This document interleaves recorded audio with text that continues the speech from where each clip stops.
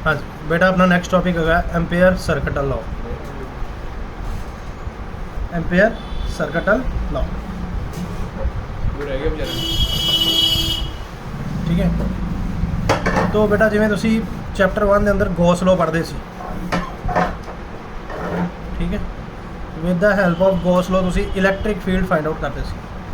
ऐसे तरीके नाल असीं एम्पेयर सर्किटल लॉ की हेल्प नाल असीं मैगनैटिक फील्ड फाइंड आउट करना, ठीक है। किवें करनी है देखो, मान लो भी अपने कोई का वायर है, ओके, वायर जो करंट पास कर रहा है फ्रॉम एक्स टू वाई, ठीक है। असी किसी पी पॉइंट ते मैगनैटिक फील्ड की वैल्यू फाइंड आउट करनी है, ओके, किसी पी पॉइंट ते मैगनैटिक फील्ड की वैल्यू फाइंड आउट करनी है। असी जिस पॉइंट ते वैल्यू फाइंड आउट करनी है उस पॉइंट तो एक लूप पास करावांगे। ये जी लूप होएगी इनू बोलांगे एम्पीरियन लूप, ठीक है, लागे समझ। तो जेड़ी भी लूप कर रहे हो वो उस पॉइंट जो पास होनी चाहिए, लागे समझ, ओके। जेड़ी भी लूप है वो उस पॉइंट जो पास होनी चाहिए। ये बेटा ताऊ देखना,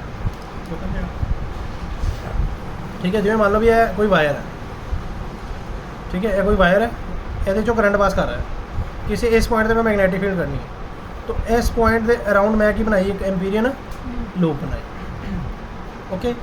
तो यह एम्पीरियन लूप जी बनाई है वो इस पॉइंट जो पास करनी चाहिए, ओके। हुण सानूं पता जो कोई भी वायर है, देखो यह वायर हुण मैं ऐसा रखी, पहले साइड व्यू देख रहे हैं, हुण मैं टॉप व्यू देख रहा है। किहड़ा व्यू देख रहे हैं? Top view. तो करंट किधर आ रहा है? एक्स टू वाई, ऊपर नो। करंट किधर आ रहा है? ऊपर नो। ये इत्थे की बनाई आपां एम्पीरियन लूप। तो बेटा मैं इत्थे ऐसा सर्कल बना रहा, सर्कल का मतलब की है एम्पीरियन लूप। इत्थे यह वायर है, वायर जो करंट किधर आ रहा है, डॉट का मतलब है करंट ऊपर आ रहा है, करंट किधर आ रहा है? ऊपर आ रहा है, समझ रहे हो। तो ये यहाँ पे क्या है? एम्पीरियन लूप, ओके, समझ रहे हो, ठीक है। असी पढ़िया है कि जो किसी वायर जो करंट पास करता है तो वो अपने अराउंड मैगनेटिक फील्ड बनाता है, वो अपने अराउंड मैगनेटिक वायर है, ये वायर अपने अराउंड की बनाएगी मैगनेटिक फील्ड, ठीक है। तो मान लो इस पॉइंट पे मैगनेटिक फील्ड बी है, पी पॉइंट है, पी पॉइंट पे मैगनेटिक फील्ड की स्ट्रेंथ कितनी है? B, okay. तो बेटा तुसी की करना है, जिस करंट किधर जा रहा है ऊपर, तुसी अपना थंब रखना है in the direction of current, तो पाम जिद्दां तुहाडा पॉइंट है उधरों दी पाम नूं कर्ल करो। पाम नूं कर्ल कर रहे हो तो मैगनेटिक फील्ड बन रही है anti clockwise, magnetic field is forming anti clockwise, right. उस तो बाद असीं की कीता, इत्थे एक छोटी जी लेंथ ले ली, ठीक है, छोटी जी लेंथ ले ली डी एल। हुण डी एल की डायरैक्शन किधर लैनी है? जिधर मैगनेटिक फील्ड जा रही है। The direction of D L will be in the direction of magnetic field. Now angle between magnetic field and length is 0, okay, समझ आ रही है। तो यह बेटा मान लो पूरी लेंथ है, this is the entire length, या मान लो आप पहले स्मॉल लेंथ मानते हैं, the small length is D L, magnetic field associated with its B, इधर मैगनेटिक फील्ड जी एसोसिएट हो रही है वो बी है, ठीक है। यह मैं मैगनेटिक फील्ड कड्डी which is in contact with the small length. अगर मैं पूरे की कटनी है तो पूरे की कटन लिए मैं इत्थे करांगा इंटीग्रेशन, तो नाल इत्थे बेटा मैं पावांगा सर्कल। ਇਹਦਾ मतलब होगा लाइन इंटैग्रल ऑफ क्लोज सरफेस। ਇਹਦਾ मतलब ਕੀ ਹੁੰਦਾ है?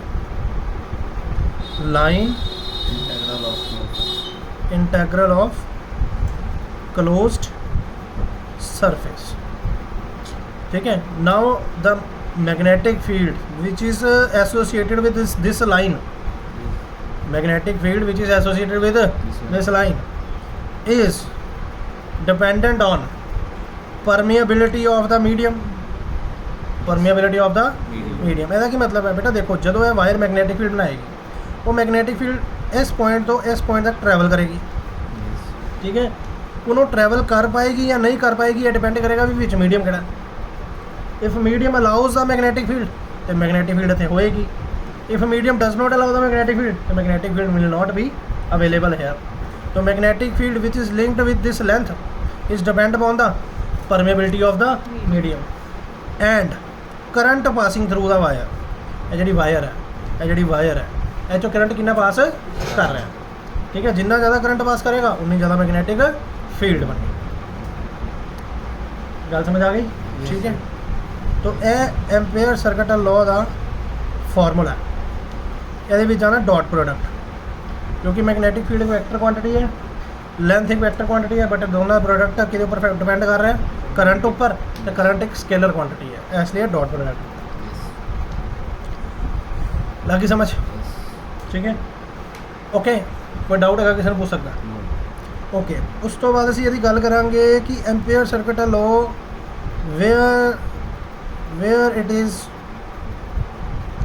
where it is helpful, ਇਹ ਕਿੱਥੇ ਸਾਡੇ ਕੰਮ ਆਏਗਾ। ਪਹਿਲਾ ਪੁਆਇੰਟ, ਇੱਕ ਗੱਲ ਯਾਦ ਰੱਖਣਾ, ਦੇਖੋ ਇਹ ਮੰਨ ਲਓ ਤੁਹਾਨੂੰ ਮੈਂ ਪਹਿਲੇ ਸਮਝਾ ਚੁੱਕਾ, ਇਹ ਕੀ ਵਾਇਰ, ਇਹ ਪੁਆਇੰਟ ਦਾ ਮਤਲਬ ਕੀ ਹੈ ਕਿ ਇਹਦੇ ਵਿੱਚੋਂ ਕਰੰਟ ਨੀਚੇ ਉਹਦੀ ਉੱਪਰ ਆ ਰਿਹਾ, ਇਹਦੇ ਆਲੇ ਦੁਆਲੇ ਕੀ ਬਣ ਰਹੀ ਹੈ? ਮੈਗਨੈਟਿਕ ਫੀਲਡ, ਠੀਕ ਹੈ। ਇਸ ਪੁਆਇੰਟ 'ਤੇ ਜੇ ਮੈਂ ਇਸ ਪੁਆਇੰਟ 'ਤੇ ਗੱਲ ਕਰਾਂ ਮੈਗਨੈਟਿਕ ਫੀਲਡ ਕਿੱਧਰ ਹੋਏਗੀ? ਇਧਰ। ਜੇ ਮੈਂ ਇਸ ਪੁਆਇੰਟ 'ਤੇ ਗੱਲ ਕਰਾਂ ਮੈਗਨੈਟਿਕ ਫੀਲਡ ਕਿੱਧਰ होएगी? नीचे। अगर इस पॉइंट से गल करें मैग्नेटिक फील्ड इधर, तो magnetic field is tangent to the surface, magnetic field is tangent to the circle, ठीक है। तो मैग्नेटिक फील्ड जिथे मैग्नेटिक फील्ड टेंजेंट होएगी उत्थे एम्पीयर सर्किट लॉ यूजफुल होएगा, is tangent to the loop, okay. And एक गल याद रखनी है, and it is a non zero constant. Non zero constant ਇਹਦਾ ਕੀ ਮਤਲਬ ਹੈ? देखो अगर करंट पास कर रहा है तो मैग्नेटिक फील्ड की वैल्यू कुछ ना कुछ होएगी, है ना। तो मतलब it is non zero constant का की मतलब है, देखो वायर तो ए भी दूरी आ रहा है, ए भी दूरी आ रहा है, ए भी दूरी आ रहा है, ए भी दूरी आ रहा है, तो सारी वैल्यू की है, सारे डिस्टेंस की है सेम। तो डिस्टेंस देखो अपन पता magnetic field is dependent on the distance, तो अगर सारे डिस्टेंस सेम है तो हर जगह से मैग्नेटिक फील्ड की वैल्यू भी सेम होएगी, इसलिए तो मैं लिखा कांस्टेंट, ठीक है। मैग्नेटिक फील्ड इज जिथे जिथे मैग्नेटिक फील्ड टेंजेंट होएगी उत्थे यह लॉ यूजफुल होएगा। दूसरा point, where magnetic field is normal to the loop, अगर किसी लूप दे मैग्नेटिक फील्ड नॉर्मल है, मान लो भी इतने DL लिता है तो इधर मैग्नेटिक फील्ड है, जिथे नॉर्मल होएगा उत्थे भी एम्पीयर सर्किट लॉ यूजफुल होएगा। किवें होएगा? देखो B.dl का फॉर्मूला होता है B.dl cos थीटा, क्योंकि डॉट प्रोडक्ट खोलोगे तो cos थीटा आएगा।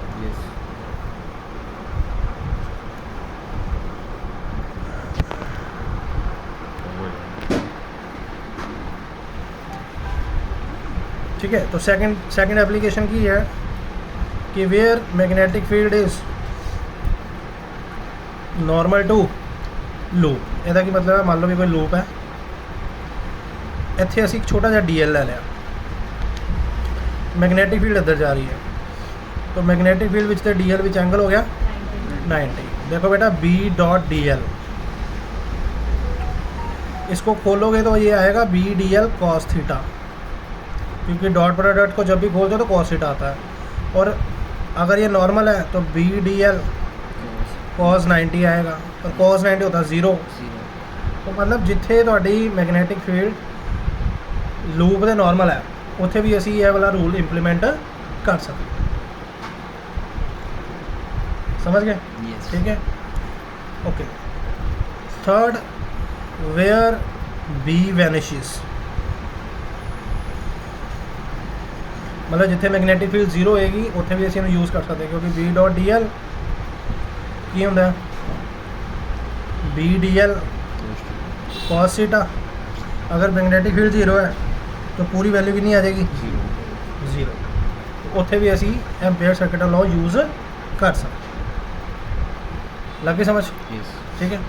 ये तो यूजेस एक इत्थे कराया, ठीक है, कि पहला जिथे मैगनैटिक फील्ड लूप के टेंजेंट होएगी उत्थे भी असीं यूज़ कर सकते हैं, जिथे मैगनैटिक फील्ड नॉर्मल होएगी उत्थे भी यूज़ कर सकते हैं, जिथे मैगनैटिक फील्ड की वैल्यू यूज जीरो होएगी उत्थे भी यूज़ कर सकते हैं। ओके, नैक्सट हुण फस्ट क्वेश्चन अगर असी मैगनैटिक फील्ड के उपर करिए, एम्पेयर सर्किट लॉ के उपर करिए, तो होगा magnetic field due to infinite straight current carrying wire.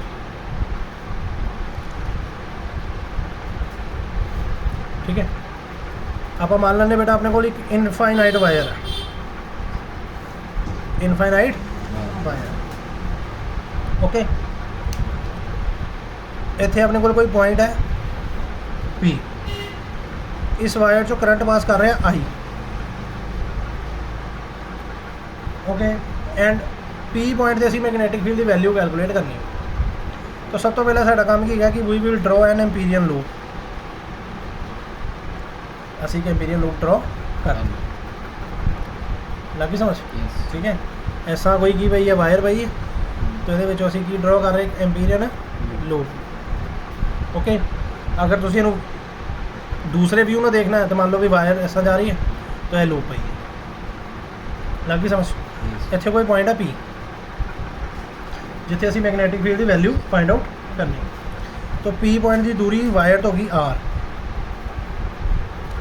Okay, तो बेटा करंट जा रहा है ऊपर को, करंट जा रहा है ऊपर को ऐसे जा रहा है करंट। ठीक है, ऐसे यहाँ पे बढ़िए लूप। ओके, तो अगर आप अपना थंब प्लेस करोगे ऐसे बढ़िए, तो थंब प्लेस करोगे ऊपर को, ठीक है, तो मैग्नेटिक फील्ड एंटी क्लॉकवाइज, तो मैग्नेटिक फील्ड जा रही है एंटी क्लॉकवाइज। ठीक है, तो मतलब इस पॉइंट पे magnetic field is in this direction. यहाँ पे हमने एक छोटी सी लेंथ ले ली, वो छोटी सी लेंथ ले ली, वो लेंथ है DL। ठीक है, अब हम क्या करेंगे, we will apply ampere circuit law. Formula of ampere circuit law is line integral of B dot DL is equal to mu naught into current passing through the loop. Okay, असी इन्हें open करते हैं BDL cos theta mu naught I। Now BDL cos 0 is equal to mu naught I। हम cos 0 इसलिए पढ़िया क्योंकि जिधर थोड़ी मैग्नेटिक फील्ड जा रही है उधर ही तुसी लेंथ लीती, that is why both are in same direction, तो थीटा विल बी 0। तो it is BDL is equal to mu naught I। now all the distance, अगर ये वायर है तो एम्पीरियन लूप के सेंटर तो सारे डिस्टेंस की है सेम, कोई भी डिस्टेंस ले लो सारे सेम है। ए भी R है तो ए भी कितना होएगा R, ए भी कितना होएगा R, ए भी कितना होएगा R, सारे डिस्टेंस सेम है। तो magnetic field will be same everywhere. Magnetic field असी बाहर निकाल ली, अंदर बचा DL म्यू नॉट I। अगर सारे छोटे छोटे DL कैलकुलेट कर लो तो ये बन जाएगा सर्कमफ्रेंस ऑफ सर्कल। तो circumference of circle will be 2 pi R is equal to mu naught I। तो B will be equal to mu naught 2 pi R into I। ठीक है, हम इनू असी अपनी कन्वीनियंस के लिए इनू असी ऐसा लिखते, देखो इनू 2 नाल मल्टीप्लाई कर दो, 2 नाल डिवाइड कर दो तो 2 नाल मल्टीप्लाई कर दो। ये करना की होएगा भी अपने को म्यू नॉट बाय 4 पाई बन जाएगा, जिसकी वैल्यू सानू पता 10⁻⁻7 होंगी।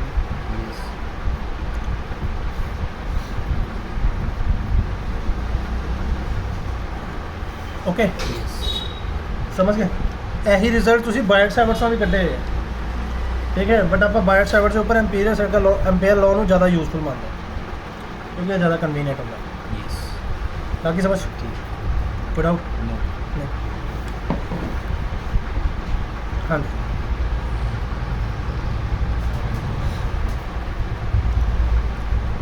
now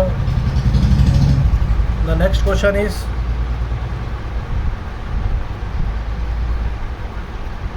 magnetic field due to current carrying hollow cylinder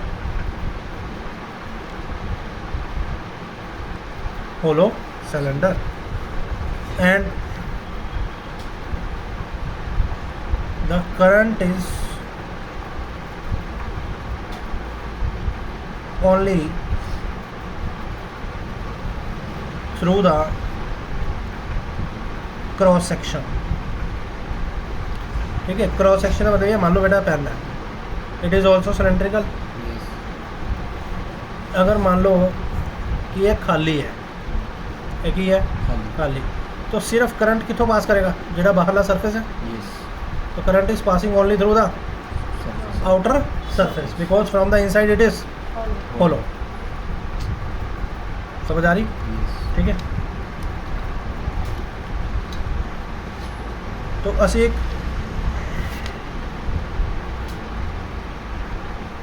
hollow cylinder ले रहे हैं, right. It is a infinite cylinder, it is a infinite cylinder. समझ रहे हो? And from the centre of the cylinder the radius is a, radius is A. Okay. Yes. Now we want to calculate magnetic field first when R is less than A and second when R is greater than। ਇਹਦਾ ਕੀ ਮਤਲਬ ਹੈ ਕਿ ਮੰਨ ਲਓ ਵੀ ਇੱਕ point ਅਸੀਂ ਲੈ ਲਿਆ ਸਿਲੰਡਰ ਦੇ ਅੰਦਰ, ਹੋਲੋ ਸਿਲੰਡਰ ਦੇ अंदर ले लिया, तो सेंटर तो दूरी होगी यदि R। ओके, तो मैं थिंक एम्पीरियल लूप ड्रॉ कर लेना। ओके, एक पॉइंट मैं लेता है सिलेंडर तो बाहर, एस पॉइंट में मान लिया बेटा P, तो एस पॉइंट में मान लिया Q। ओके,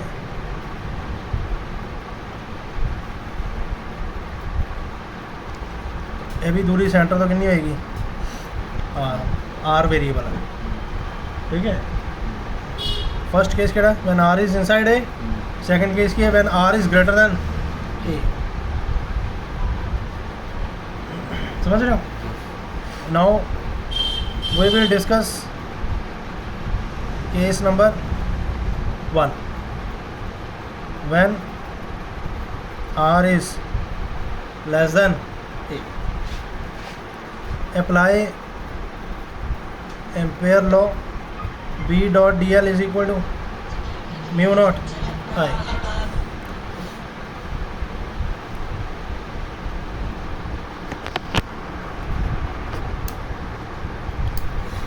ठीक है, so we will apply ampere law, B dot dl is equal to mu naught। ਹੁਣ ਤੁਸੀਂ बेटा ਇਹ वाला सिलेंडर देखो, करंट अगर करंट सिर्फ इतों फ्लो कर रहे हैं, इतों करंट फ्लो कर रहे हैं, इतों कर रहे हैं, अंदरों दी दिया की है, अंदरों दिया होलो है, होलो है तो मतलब अंदर कोई करंट पास नहीं करेगा। अच्छा, जो मैं उपरों दी देख रहे हैं, जो मैं उपरों दी देख रहा है, मैंने वह नज़र आ रहा है, तो मैंने इतने ड्रॉ करा कर, मैंने अगर इतने ड्रॉ करा ऐसा मान लो भी मैंने उपरों दी ऐसा नज़र आ रहा है, तो करंट सिर्फ इतों पास कर रहे हैं, अंदरों दी कोई करंट पास नहीं कर रहे। हाँ, तो current inside the cylinder is zero. अगर करंट ही ज़ीरो है, अगर करंट ज़ीरो है तो magnetic field will be zero. Okay, समझ आ गई? लगी समझ? Now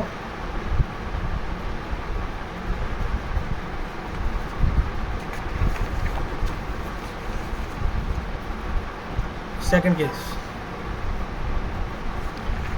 when the point is out of the cylinder, outside of the cylinder. Now we will apply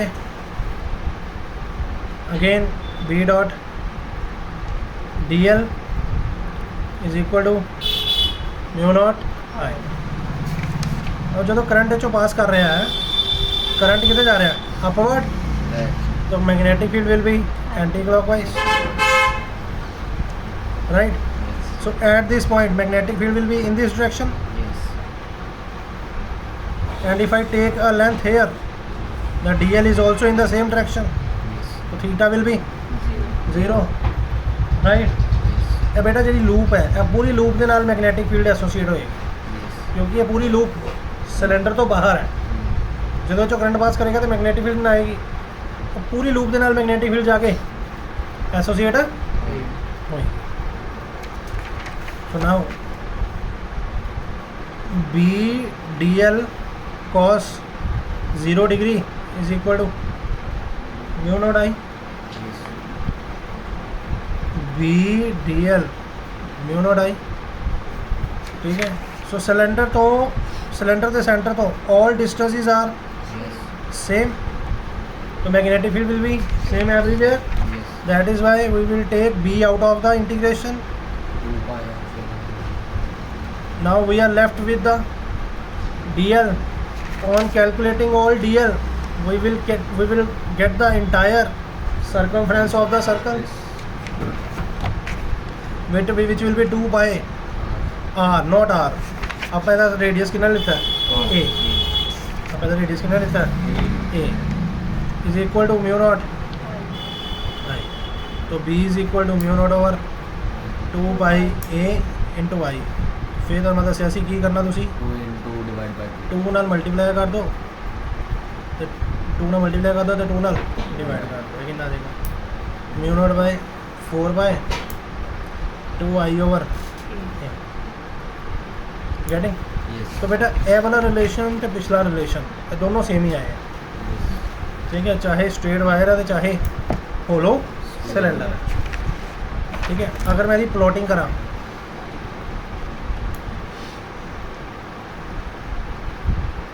अगर मतलब ग्राफ प्लॉट करा, तो बेटा मान लो इतने मेरे को कोई सिलेंडर सीगा,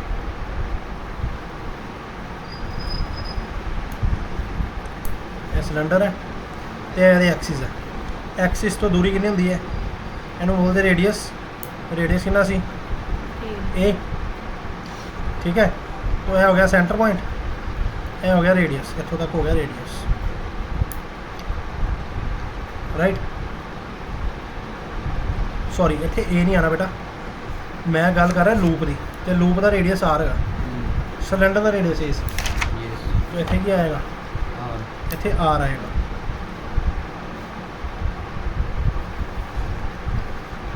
ओके. Yes. तो ए रेडियस तक तो कोई मैग्नेटिक फील्ड नहीं है, क्योंकि अंदर मैग्नेटिक फील्ड कितनी है, अंदर मैग्नेटिक फील्ड 0 है.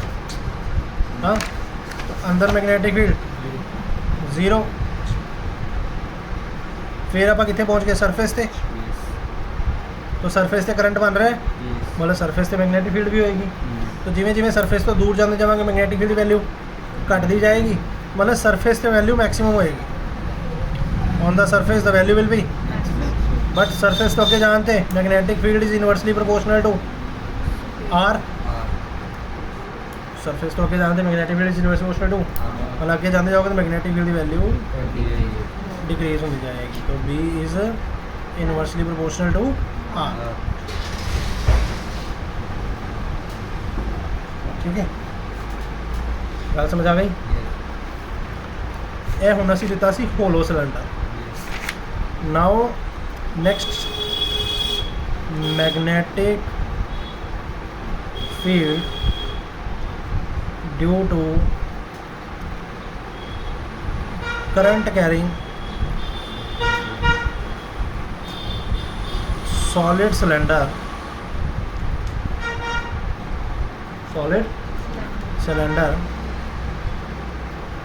when first case r is less than a, second case when r is greater than ठीक है। ਹੁਣ बेटा अपने को सॉलिड सिलेंडर है, इनफाइनाइट सॉलिड सिलेंडर।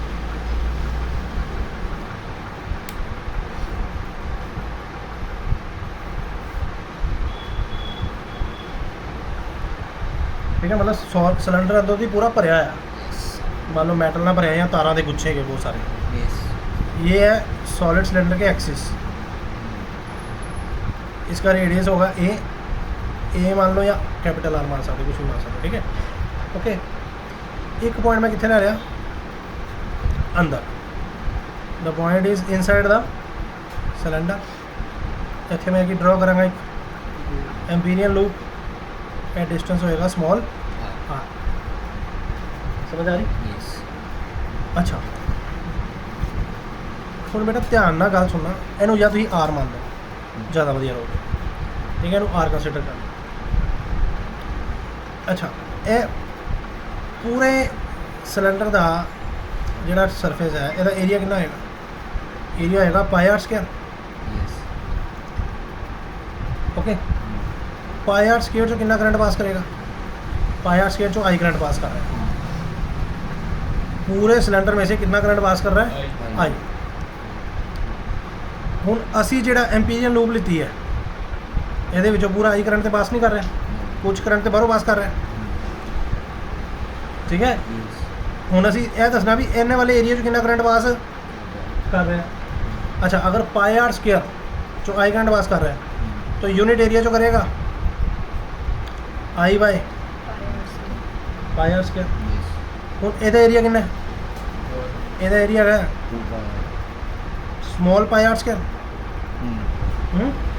इसमें से कितना करंट पास करेगा? I by pi R square into pi R square.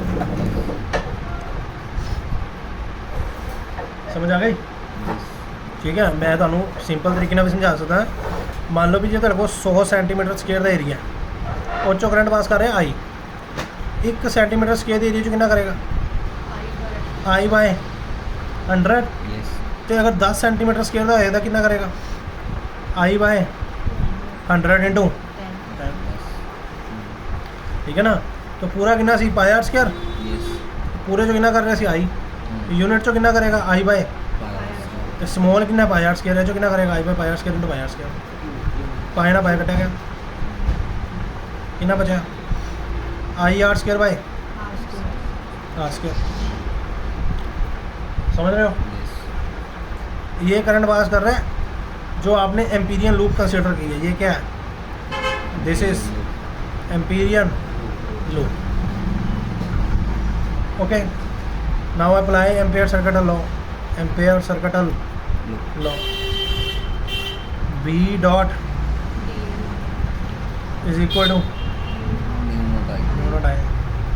Right. तो फिर इतने एक आप बी लै लाँगे, इतने छोटा जहा डी एल लै लाँगे। ਇਹਦਾ सेम ही आना बेटा, B D L cos 0 mu nought. अच्छा, H O I dash, H O पूरा आई नहीं पास कर रहा है, कितना पास कर रहा है? I dash. आई डैश की वैल्यू कितनी लवांगे? I R square over R square. Now B will be same everywhere, B will come out of the integration and we are left with dl mu naught I r square over r square. Getting? Now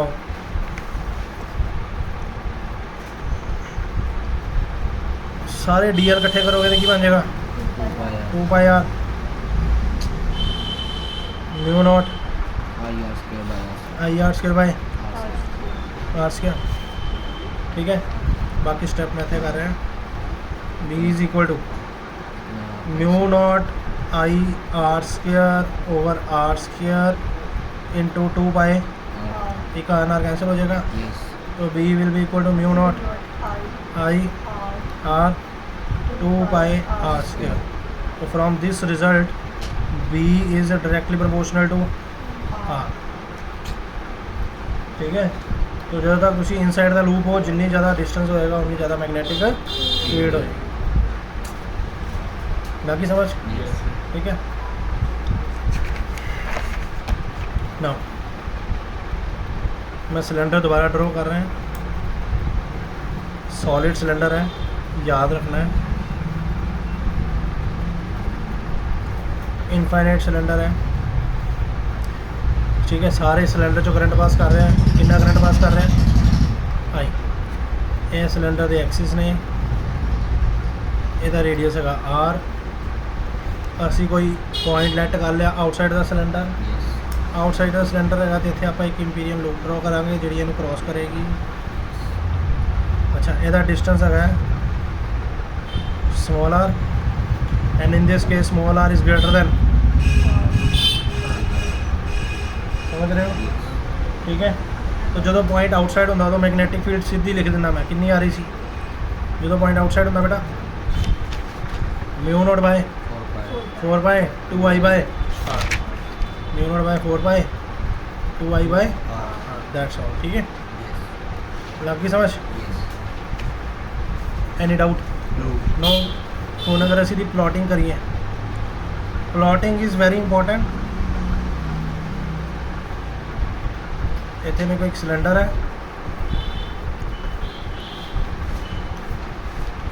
ਇਹ cylinder ਦੇ ਮੰਨ ਲਓ Axis ਨੇ। ਇੱਥੇ radius ਕਿੰਨਾ ਹੋਏਗਾ 0, ਇੱਥੋਂ ਦੀ ਇੱਥੋਂ ਦਾ ਰੇਡੀਅਸ ਕਿੰਨਾ ਹੈ r, ਹੈ ਨਾ? ਸਮਝ ਰਹੇ ਹੋ? Yes okay.